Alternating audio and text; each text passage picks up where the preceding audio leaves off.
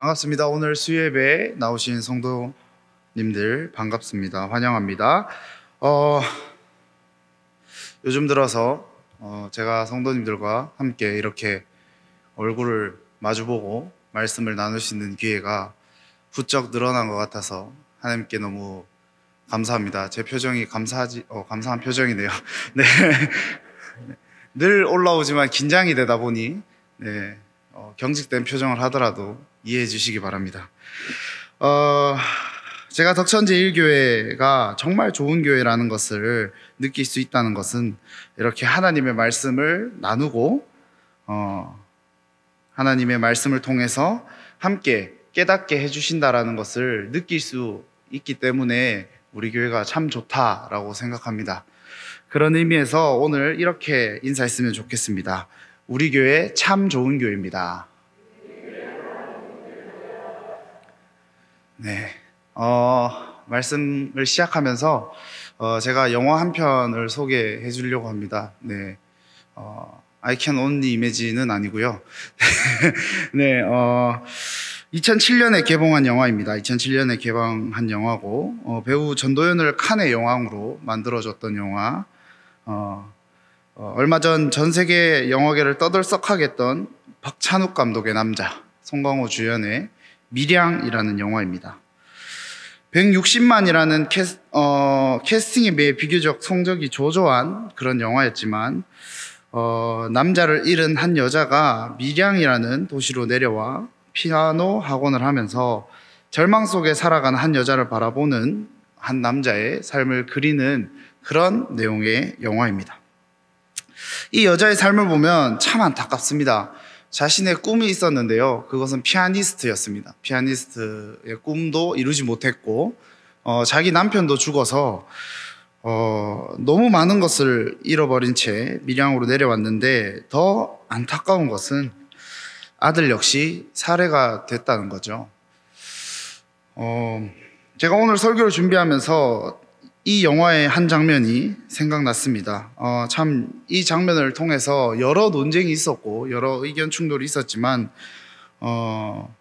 이 장면은 정말 우리에게 있어서 많은 것을 생각하게 하는 장면이었던 것 같습니다. 어떤 장면이냐면 이 주인공 여자가 자신의 아들을 잃고 신앙으로서 그것을 극복하고 그것을 이겨내려고 힘을 쓰고 시간이 지나서 마음이 회복된 뒤 자신의 아들을 살해한 살인범을 교도소로 찾아가게 됩니다.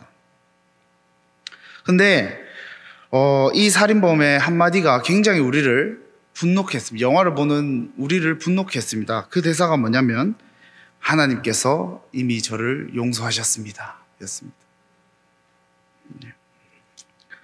자신이 죽인 아이의 어머니 앞에서 자신이 하나님께 이미 용서받아서 평안해졌다는 그 말 한마디. 그것에 분노한 이 여자는 교회에서 외칩니다. 자신이 그 인간을 용서하지도 않았는데 어떻게 하나님이 먼저 용서해서 나를 이렇게 괴롭게 하느냐, 어떻게 그 인간은 하나님의 사랑으로 용서받을 수 있냐, 이렇게 이야기하는 장면이 나옵니다. 여러분 어떠십니까? 이 장면을 들으시면서 혹시 또 본 것을 기억하시면서 아들을 잃은 그 어머니에게 아주 대못을 박는 그런 말이지 않겠습니까? 우리 삶을 보면요, 어쩌면 이 살인범과 같은 사람이 된 적도 종종 있었던 것 같습니다. 위로를 한다고, 그리고 좋은 말을 건넨다고 말을 꺼냈지만 그 사람을 더욱더 분노케 하고 그것으로 인해서 교회까지 떠나는 그런 경우도 사실 종종 있었죠. 이것은 우리가 올바르지 못한 신앙에서 오는 오류라고 볼 수 있습니다. 오늘 본문을 보면 한 사람이 다른 한 사람을 정말 용서할 수 없는 상황 속에 있음을 보여주고 있습니다. 바로 이 빌레몬과 오네시모라는 사람입니다. 오늘 말씀을 통해서 진짜 우리가 구해야 할 진실한 용서가 무엇이고 그 용서를 들었을 때 우리가 그 상대방을 진심으로 용서할 수 있는 용기를 깨닫는 귀한 시간 되기를 소망합니다. 오늘 보시는 이 빌레몬서는요, 한 장으로 되어 있는 아주 짧은 말씀입니다. 에베소서나 빌립보서나 골로새서 등과 함께 옥중서신이라고 불리는 성경입니다. 바울이 감옥에 갇혀서 편지한 내용이라는 것이죠. 그런데 이 빌레몬서는 독특한 특징을 하나 가지고 있는데, 이것은 뭐냐면 개인적인 편지라는 것입니다. 개인적인 편지. 나머지는 교회에다가 자신이 가르쳤던 교회, 자신이 세웠던 교회에다가 보내는 편지가 대부분입니다. 그러나 이 빌레몬서는 빌레몬이라는 한 사람에게 보내는 개인적인 편지였다는 것이죠. 이 개인적인 편지다 보니 굉장히 따뜻하고 인간적인 정서가 느껴지는 편지라고 할 수 있지만, 아무리 그래도 바울이 성경에 쓰일 만큼 아주 중요한 성경인데 단순히 그냥 서정적이고 어떤 문학적인 그런 시로서, 편지로서만 쓰였던 게 당연히 아니겠죠. 개인적인 편지임에도 불구하고 지금 자신이 지금까지 선포하고 가르친 복음의 진리가 확연하게 담겨있는 편지다, 이렇게 볼 수 있습니다. 여러 많은 신학자들이 공통적으로 이야기하고 있는 부분이 뭐냐면요, 이런 표현을 씁니다. 바울의 인격을 알 수 있다. 바울의 인격을 알 수 있다. 신약의 아주 특별한 보물이다, 이런 표현들을 써가면서 이 빌레몬서를 아주 극찬하는 내용을 말하고 있습니다. 우리가 잘 아는 종교개혁자, 신학자 중 마틴 루터라는 사람은 이렇게 표현하고 있습니다. 이 편지는 참 순수하다. 그러나 이 사적인 문제에도 그리스도에 관한 교리를 가르치고 있다, 이렇게 표현하고 있는 것이죠. 왜 그렇게 표현하고 있는지 한번 보겠습니다. 이 말씀을 이해하려면 상황을 좀 아셔야 되는데요, 오네시모라는 사람이 등장하지 않습니까? 이 사람은 원래 노예였습니다. 노예였습니다. 누구의 노예였냐면 빌레몬의 노예였습니다. 빌레몬의 노예였는데, 그는 빌레몬 집에 살면서 무언가를 훔쳤고 도망쳤는 것으로 판단되어지는 그런 상황들이 성경에서 나옵니다. 그리고 아주 돈이 많았던 빌레몬에게 큰 피해를 입혔다, 이렇게 이야기하고 있는 모습도 보여집니다. 그런 오네시모를 위해 바울은 빌레몬에게 호소하고 있습니다. 지금 보는 성경과 같이 헬라 사회에서는요, 이런 경우가 종종 있었다고 합니다. 제3자가 어떤 사건을 중재하거나 아니면 누구를 추천하기 위해서 이렇게 개인적인 편지를 보내는 경우가 종종 있었다고 하는데, 이 오네시모라는 사람은요, 원래 비그리스도인이었습니다. 그러니까 빌레몬 집에 살면서 비그리스도인으로 살았다라는 것이죠. 빌레몬은 그리스도인의 가정이었습니다. 빌레몬은 예수를 믿고 예수를 알던 사람으로서 가정을 꾸리고 살아갔던 사람인데, 그 속에서 오네시모는 비그리스도인으로서 집에서 노예 생활을 하던 사람이었다는 것이죠. 근데 여기서 우리가 주목해야 될 점은 뭐냐면, 빌레몬과 함께 살았던 비그리스도인 오네시모가 바울과의 생활을 통해서 그리스도인으로 바뀌었다는 것입니다. 하나님 말씀을 믿게 되었다라는 것이죠. 우리 빌레몬이라는 사람을 한번 보려고 하는데요, 이 빌레몬이라는 사람의 이름의 뜻은요, 필레오라는 뜻이 있습니다. 어떤 말이냐면 사랑하다라는 뜻의 헬라어에서 파생되어서 나와 있는데요, 그는 사랑의 사람이다 라는 것을 말하고 있고, 요한복음 마지막 장 21장에 보면 예수님께서 베드로에게 나를 사랑하느냐 이렇게 물어보는 장면이 나오지 않습니까? 거기서 3번 물으시는데, 그때 쓰는 단어가 우리가 자주 알고 있는 그 단어 아가페의 동사형인 아가파오라는 말을 쓰고 또 필레오라는 말을 썼다고 합니다. 그는 그의 이름의 뜻에 걸맞게 아주 사랑스러웠던 자였다고 말하고 있습니다. 하나님은 빌레몬을 사랑하셨고 바울 역시 그 빌레몬을 사랑했습니다. 그렇기 때문에 그 받은 사랑에 대한 것으로 오네시모를 용서해 달라고 이렇게 호소하고 있는 것이죠. 우리는 그렇게 착각하는 경우가 있습니다. 어떤 착각이냐면요, 용서라는 것이 내가 잘못을 한 상대방보다 상대적으로 높은 지위에 있어서 내가 선심 쓰는 것이다 라고 생각하고 용서하는 경우가 덜어 있습니다. 다시 얘기하면 내가 어떤 상대방보다 좀 더 여유가 있고 좀 더 지위가 높아서 내가 너를 용서해 주는 거야, 내가 너에게 선심 쓰는 거야 라고 이야기하면서 용서한다 이렇게 표현하는 경우가 많다는 것이죠. 그러나 다시 한번 우리 자신이 서 있는 자리를 내려다보면 우리 역시도 어떤 누군가를 용서할 수 없는 사람이라는 것을 우리는 알 수 있습니다. 네. 우리가 용서를 구해야 되는 사람 누굽니까? 우리가 저희를 용서해 주십시오, 나를 용서해 주십시오라고 구해야 되는 사람이 한 명 있다면 그분은 바로 하나님이죠. 네. 우리는 영원히 용서받을 수 없고 해결할 수 없는 죄를 하나님께 용서해 달라고 구하고 있습니다. 우리는 오늘 성경에서 보는 오네시모와 같은 모습을 가지고 있습니다. 우리의 삶은 용서받을 수 없는 죄인으로서 바울과 같이 호소하는 사람이 없다면 용서받을 수 없는 존재라는 것이죠. 그런 우리에게 하나님께 용서해 달라고 말씀하고 호소하고 계시는 분이 있습니다. 그분이 바로 예수 그리스도이십니다. 우리가 영원히 해결할 수 없고 그의 죄의 값으로 죽을 수밖에 없는 우리를 예수 그리스도께서 자신의 죽음 그리고 다시 살아나심으로 사망의 권세를 이기시고 우리의 죄를 담당하심으로써 하나님께 우리를 용서해 달라고 호소하고 있는 것입니다. 오늘 말씀의 제목을 용서할 수 없는 용기라고 지은 이유가 바로 이것에 있습니다. 우리는 값없이 받은 용서를 성도의 교제 속에서 그리고 세상 속에서 드러내고 나타내고 행동해야 된다는 것이죠. 복음서에 보면요, 예수님의 비유 속에 참 용서에 대한 이야기를 하신 부분이 있습니다. 마태복음 18장에 보면 용서할 줄 모르는 종에 대한 비유가 나오는데요, 18장 21절에 보면 베드로가 이렇게 묻습니다.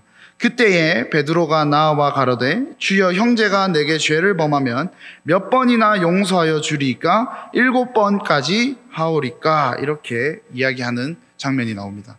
근데 유대 율법 사회에서 3번까지는 용서해줘라 이렇게 말을 하고 있거든요.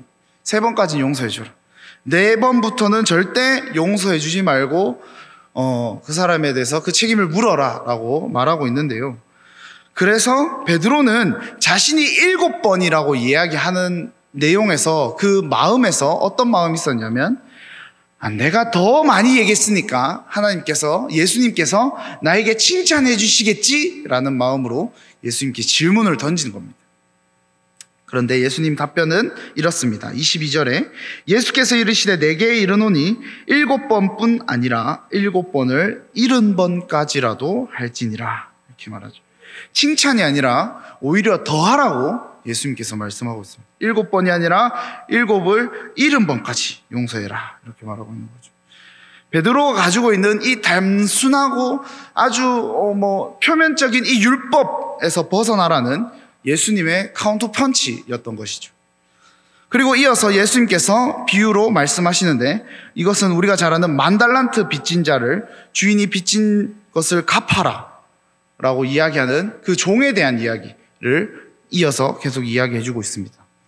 이 갚을 것이 없는 이 빚진 자가 뭐라고 얘기합니까? 26절에 그 종이 엎드려 절하며 이르되 내게 참으소서 다 갚으리이다 하거늘. 이에 주인의 반응이 굉장히 놀랍습니다. 27절에 그 종의 주인이 불쌍히 여겨 놓아 보내며 그 빚을 탕감하여 주었더니, 이렇게 말하고 있습니다. 그 빚을 탕감해 줍니다. 갚지 않게 해주죠. 이 10,000달란트가 얼마나 큰 가치를 가지고 있는지 제가 한번 계산을 해봤습니다.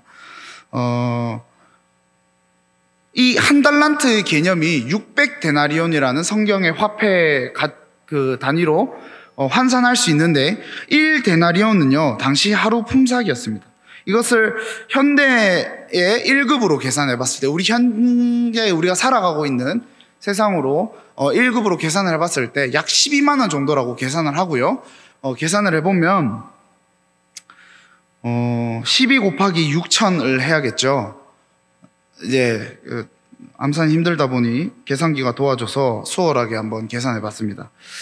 1달란트에 7,200만 원이 나오더라고요. 네, 7,200만 원. 그것을 또 만을 한번 곱해 봅니다. 굉장히 수학 시간이 된 것 같은 그런 느낌이 들지만, 제가 그 가치를 설명하기 위해서 하고 있는 것이기 때문에, 이해해 주시면 좋겠습니다. 최소한 72조 가량 되는 돈을 탕감을 해준 겁니다. 현대시대의 화폐 가치로 계산을 했을 때. 72조. 네. 수련회 아닙니다. 72조. 네, 화폐 단위입니다. 어마무시한 돈입니다, 사실은. 네. 저희가, 저는 일평생 만져보지도 못할 그런 돈인 것 같은데, 그 빚을 탕감받은 이 사람이 바로 이어서 자신이 또 빌려준 사람에게 다시 갑니다. 그 동료는요, 100데나리온 빚진 자였습니다. 지금으로 계산하면 1,200만 원 정도가 되던데, 물론 이 두 돈의 가치가 지금도 가볍지 않습니다. 네, 가볍지 않습니다. 가볍지 않지만 72조와 1,200만 원 차이는 공 개수부터 엄청난 차이가 보입니다. 그런데 이 사람은 어떻게 합니까? 그 은혜를 기억하지 못한 그 종은 자신의 동료에게 100데나리온을 갚으라고 폭력을 행하며 독촉하며 옥에 가두게 됩니다. 그것을 안 주인이 어떻게 됩니까? 6,000데나리온을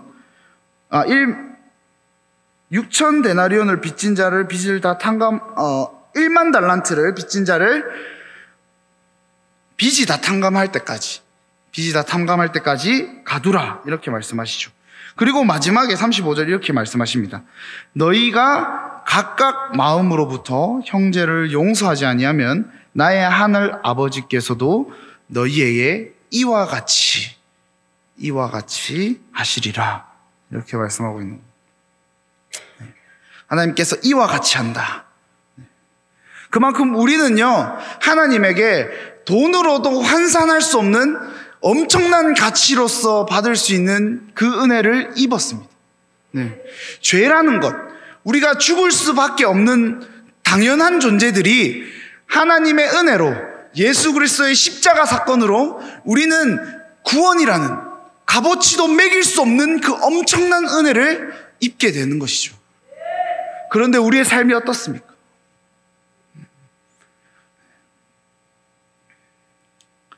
오늘 우리는 이 오네시모를 용서해야 하는, 빌레몬과 탕감받았지만 그 은혜를 알지 못하는 죄용의 모습을 통해서 깨달아야 할 몇 가지가 있습니다. 첫 번째는요, 우리는 그리스도의 죄수이다라는 것을 기억해야 됩니다. 우리가 신앙을 갖게 되고 하나님의 은혜를 입었으나 우리는 여전히 죄인이다라는 것입니다. 여전히 그 죄를 우리 스스로 해결할 수 없다라는 것입니다. 그런 하나님을 우리를 불쌍히 여기셨고 그 빚을 탕감해 주셨다라는 것이죠. 그래서 우리 두 번째는 우리는 그 하나님의 사랑을 입은 자입니다. 그 사랑을 입은 자. 로마서 5장 8절에 이렇게 나와 있습니다. 우리가 아직 죄인 되었을 때에 그리스도께서 우리를 위하여 죽으심으로 하나님께서 우리에 대한 자기의 사랑을 확증하셨느니라. 우리가 여전히 죄인임에도 불구하고 성경을 통해, 십자가 사건을 통해 우리를 가르치시고 우리를 향한 하나님의 그 크신 사랑을 우리에게 보여주셨다라는 것이죠. 나타내셨다라는 것이죠. 확증하셨다라는 것입니다. 분명하게 드러내고 보여주고 있다는 것이죠. 우리는 여전히 하나님께 빚진 자입니다. 하나님께서는 단 한 번도 우리에게 그 빚을 갚으라고 이야기하신 적이 없습니다. 그 빚을 탕감하기 위해 우리가 어떤 일을 하라고 하나님께서 얘기하신 적도 없습니다. 그냥 단순히 그분은 자신의 사랑으로서 우리를 구원하시고 그 빚을 탕감하셨습니다. 그저 불쌍히 여기시고 탕감해 주셨다라는 것입니다. 오늘 본문 바울의 고백을 보니까 이렇게 이야기하고 있습니다. 16절부터 18절까지. 이후로는 종과 같이 대하지 아니하고 종 이상으로 곧 사랑받는 형제로 둘 자라. 내게 특별히 그리하거든 하물며 육신과 주 안에서 상관된 내게랴. 그러므로 내가 나를 동역자로 알진대 그를 영접하기를 내게 하듯하고 그가 만일 내게 불의를 하였거나 내게 빚진 것이 있으면 그것을 내 앞으로 계산하라. 하나님의 그 사랑을 받은 자, 하나님의 그 은혜를 받은 자, 오늘 우리가 그 모습이 바울과 같은 모습으로 드러나야 될 것입니다. 우리에게 용서받지 못할 모습을 하고 교회 안에서 연약한 모습을 하고 나를 시험 들게 하는 성도가 있다 할지라도, 또한 밖에서 우리 교회를 향해 교회가 교회다운 모습으로 남지 못하게 막더라도 우리는 이후로는 종과 같이 대하지 아니하고 종 이상으로 곧 사랑하는 형제로 그들을 맞이하고 대해야 된다는 것입니다. 그들을 용서할 수 있는 용기가 필요하다는 것이죠. 제가 말씀드리는 것은 이 말씀이 다른 누군가에게 나에게 이렇게 적용했으면 좋겠다라고 생각하는 마음으로 그렇게 생각하고 적용시키라는 것이 아니라 내가 다른 누군가에게 그렇게 용서할 수 있는 용기가 필요하다는 것을 분명하게 말씀드리고 있는 것입니다. 막연하게 용서하라는 것이 아닙니다. 오늘 당장 세상을 다 잃고 절망하는 사람에게 그 사람을 용서해라, 이 상황을 용서해라, 내가 그 사람을 용서하겠다 이렇게 생각하고 고백하라는 것이 아닙니다. 그것은 올바른 신앙의 모습이 아닙니다. 우는 자들과 함께 울고 웃는 자들과 함께 울으라고 바울은 우리에게 이야기하고 있습니다. 다시 시작할 때 말씀드렸던 그 밀양이란 영화, 여러분들이 만약 전도연이라면, 아니면 여러분들이 만약 그 상황을 겪고 있는 전도연 옆에 있는 성도들이라면 여러분들 어떻게 하시겠습니까? 진정한 이웃이 될 수 있을까요? 마지막으로 한 사건을, 한 비유를 말씀드리면서 마치려고 합니다. 누가복음 10장에 보면 어떤 율법 교사가 예수님께 진정한 이웃이 누굽니까? 나의 진정한 이웃이 누굽니까? 물어보는 장면이 나옵니다. 예수님께서 비유로 대답하시는데요. 어떤 사람이 예루살렘에서 여리고로 내려가는 길에 강도를 만나서 옷이 벗기고 때려서 거의 죽은 것을 보고 지나갔는데 세 사람이 등장합니다. 제사장이 나오고요, 레위인이 나오고 어떤 한 사마리아인이 나옵니다. 그들 중에 진정한 이웃은 누구였습니까? 누가 그 강도 만난 자에게 진정한 이웃이었습니까? 율법과 자신의 생각으로 스스로를 제한하고 피해 지나간 제사장, 레위인이 아니라 이방인 취급을 받고 있으나 사람 대접도 못 받는 사마리아인일지라도 그 사람을 불쌍히 여겨 자신의 시간과 돈을 들여서 그 사람을 보살펴 달라고 했던 그 사마리아인이 그에게 진정한 이웃이었다라는 것이죠. 오늘 이 시간 우리는 누구인가? 우린 이 세 사람 중에 누구인가? 한번 고민해 봤으면 좋겠습니다. 나는 예수님께 빚진 자로서 하나님 앞에 세상 가운데, 교회 가운데, 공동체 가운데 정말로 진정한 이웃으로 남아있는가? 고민하면서 이 밤에 기도하면서 나아가는 우리 덕천제일교회 성도님들 되시길 소망합니다.